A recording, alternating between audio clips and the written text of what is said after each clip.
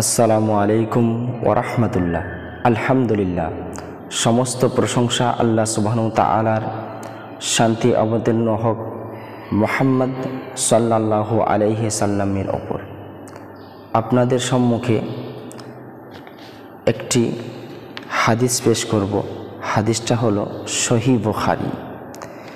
হাদিসে বলছেন, নামাজে থাকা ব্যক্তি সামনে দিয়ে হাঁটার শাস্তি জানলে সে ওখানে 40 বছর দাঁড়িয়ে থাকত।